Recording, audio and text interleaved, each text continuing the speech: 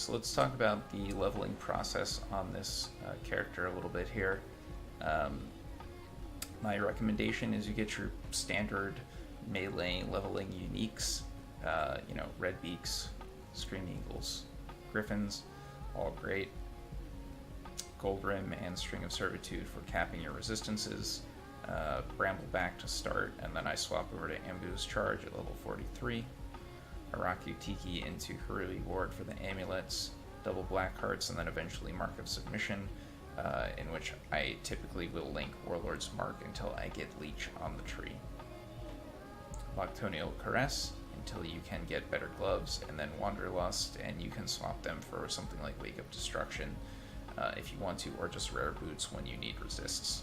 These can be swapped out pretty early for resists, as can this.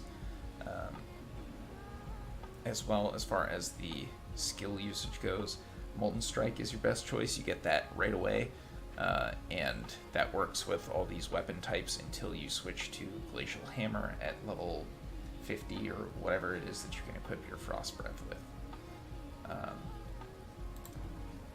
As far as the passive tree goes, you are going to want to basically rush to Resolute Technique.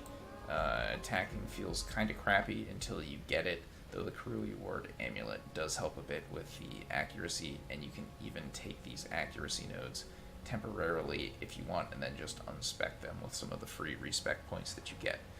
But I recommend basically rushing straight there. Once you switch to Glacial Hammer, you will also want to get these nodes pretty quick, and when you switch to Glacial Hammer, you will also need the Threshold Jewels. Thankfully, by the time you are there, you will have passed by here and here and here, so it should be pretty easy to have the available jewel slots for it, and this one will definitely meet the criteria for the Threshold Jewel. As you start being able to run your auras, these are a really great option once you can get Hatred and Herald of Purity and all that, so you will want to go up there pretty early.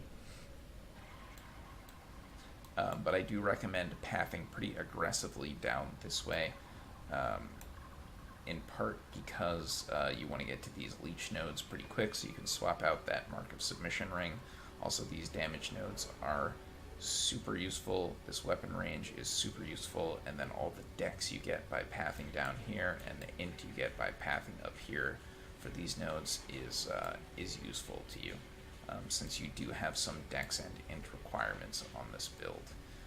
Aside from that, all the stuff that you take aside from pathing through here, you will just kind of get as needed. This is a really late game thing to take. Endurance charges are a pretty late game thing to take. Maybe you take one just for quality of life and endurance charge duration uptime. All the extra jewels that you add, that stuff is kind of expensive potentially, so you may not want to add that until later, until you can afford it. But yeah, you just take whatever is most efficient at the time and meets your needs at the time.